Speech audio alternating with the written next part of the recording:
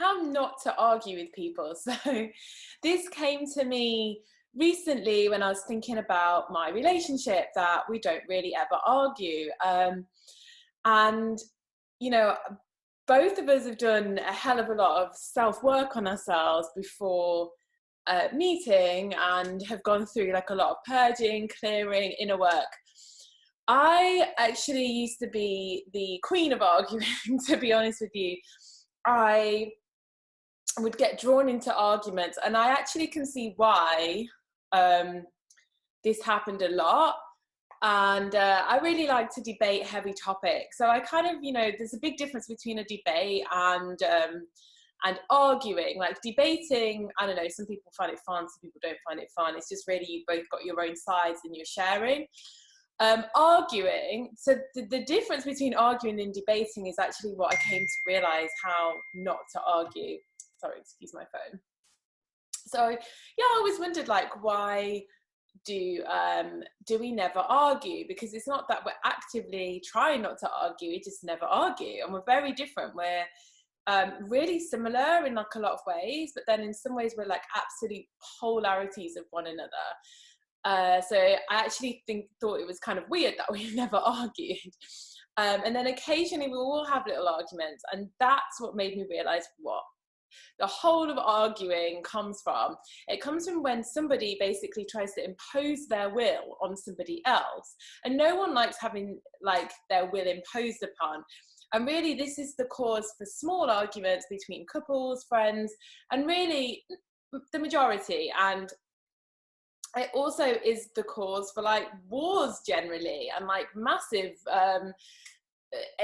explosions of power and aggression. It's because one person feels they have to defend themselves against somebody trying to force their opinion or their will on someone else.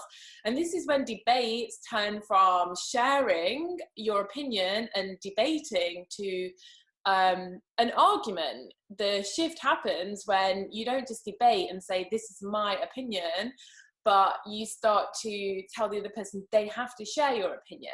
If they don't share your opinion, they're a bad person. If they don't share your opinion, then they should be cancelled off the internet altogether. If they don't share your opinion on something, then we should go in and go to war with those people. If they don't share your opinion, we should just like argue with them and hammer it at them until they share the same opinion or do the things that you think.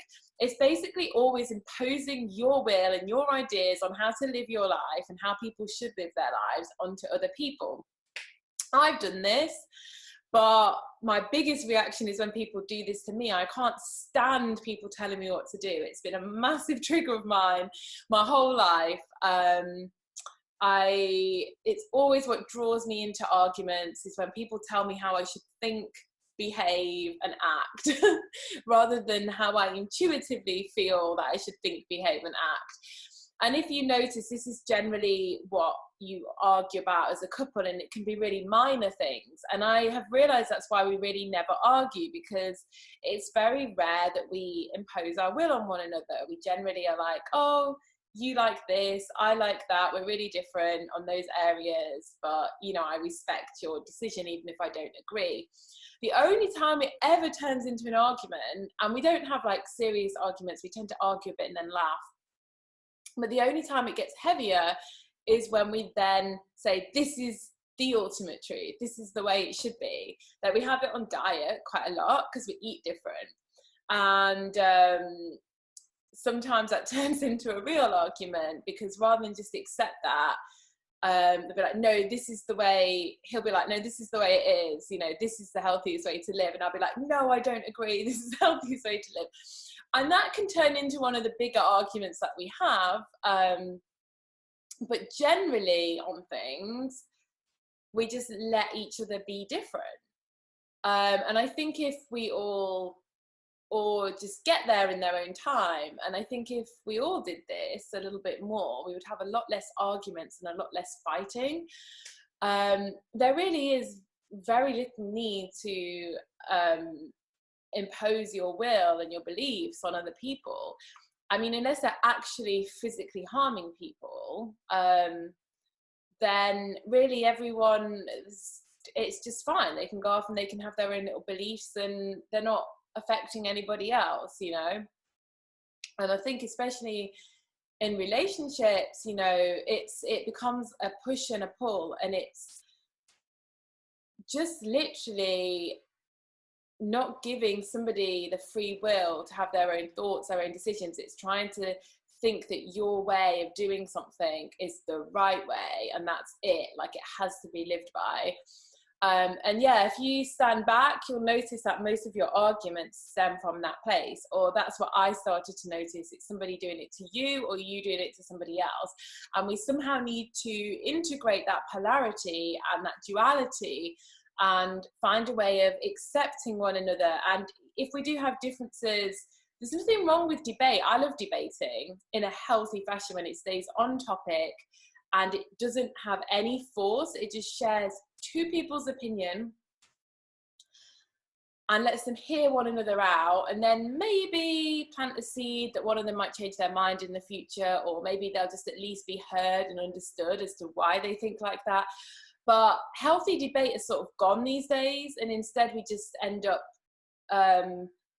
there's sort of no debating. It's just, I think this way. Anyone that doesn't think like this, they should be cancelled. They should be, I just put that on silent, I don't know.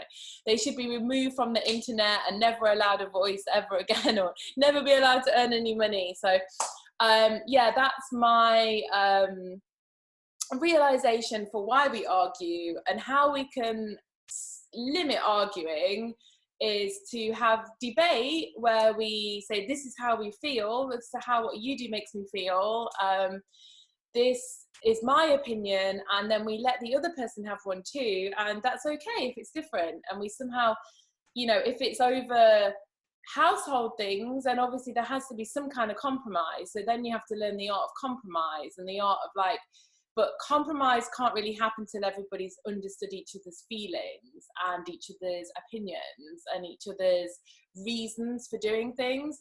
Then you can find some kind of compromise. But yeah, that's my thought for the day. And I hope everyone is good, and I will speak soon. Bye.